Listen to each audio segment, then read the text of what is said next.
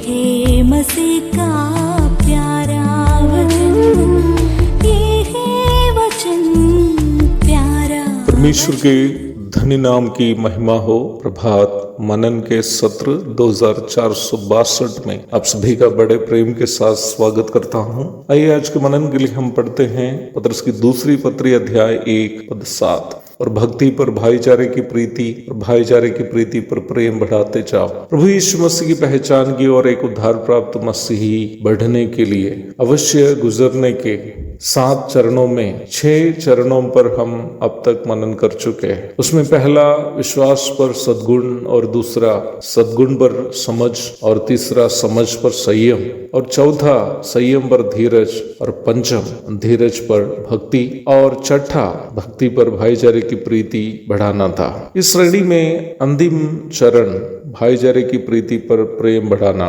यह पतरस के द्वारा सूचित करने वाला प्रेम मनुष्य का पाप से प्रदूषित प्रेम नहीं है, बल्कि उद्धार प्राप्त विश्वासियों के मनों में पवित्र आत्मा के द्वारा डाला जाने वाला परमेश्वर का प्रेम है, जिसे अगापे शब्द से नया नियम में सूचित किया गया है। अगापे शब्द परमेश्वर के प्रेम को सूचित करने के लिए यूनानी नया नियम में उपयोग किया गया शब्द है। अगापे प्रेम का एक संक्षिप्त वर्णन आप पहला कुरिन्थी 13 अध्याय की 1 से 8 तक के भाग में देख सकते हैं। पतरस के द्वारा बताए गए इन 7 चरणों में प्रेम को सबसे अंत में सूचित करने का मतलब यह नहीं है कि प्रेम सबसे कम महत्व का है, बल्कि इसका मतलब यह है कि इन सभी गुणों के साथ, अर्थात जिन गुणों के बारे में पूर्व में बताए हैं, उन गुणों के साथ प्रेम यदि नहीं जोड़ा जाता हो तो अन्य सभी 6 चरण अधूरा है। उन सभी 6 चरणों को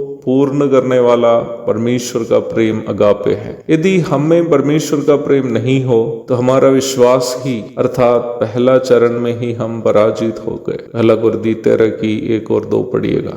यदि हमें प्रेम नहीं है तो हमारे सारे सद्गुण भी अर्थ शून्य है, बेमतलबी है। पहला कुरिन्थी 13 की 3। कुलुस्सी 3 की 14 में हम इस प्रकार पढ़ते हैं, इन सब के ऊपर प्रेम को जो सिद्धता का कटिबंध है बांध लो। Beyond all these things put on love, which is the perfect bond of unity। परमेश्वर के लिए जीने या परमेश्वर की सेवा करने या परमेश्वर के लिए कष्ट उठाने या परमेश्वर के नाम में देने आदि किसी भी परमेश्वर से संबंध रखने वाले कार्यों को करने के लिए हमारे अंदर परमेश्वर का प्रेम भरपूरी से होना चाहिए। हमारे आत्मिक जीवन में हो या फिर आत्मिक सेवकाइयों में हम विश्वास योग्य नहीं रह पाने का कारण इस ईश्वरीय प्रेम की कमी ही है। यहाँ तक एक दूसरे के साथ हमारा रिश्ता मजबूत होने के लिए भी परमेश्वर का प्रेम भरपूर मात्रा में हमारे अंदर होना जरूरी है। परमेश्वर से प्रेम करने वाला एक व्यक्ति ही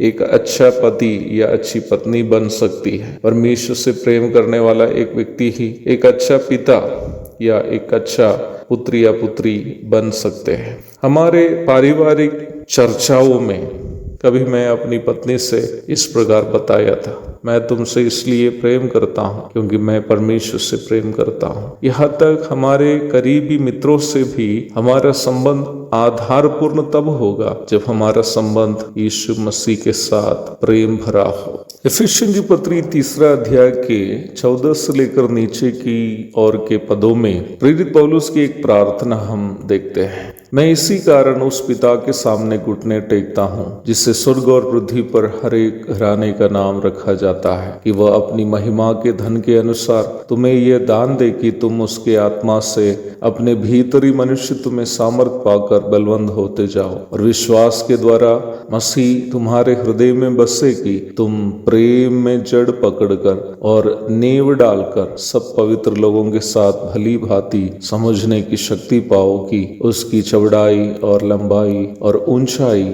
और गहराई कितनी है। पौलुस के अनुसार मसीही जीवन की सही बढ़ोतरी परमेश्वर के प्रेम में बढ़ना है। परमेश्वर के प्रेम में बढ़ने वाला एक व्यक्ति ही यीशु मसीह की पहचान की ओर बढ़ सकते हैं। एक और शुभ दिन की धन्य कामनाओं के साथ आज को मनन में यहाँ समाप्त करता हूँ। प्रभु हम सब की मदद करे कि प्रभु के प्रेम में, अगापे प्रेम में हम बढ़ते जाए, यीशु मसीह की पहचान में हम इस संसार का जीवन बिता पाए।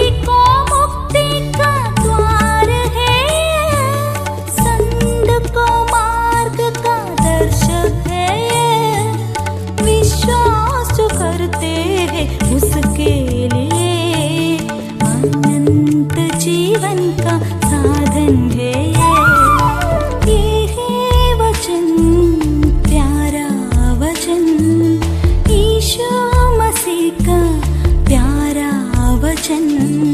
ये है वचन, प्यारा वचन, यीशु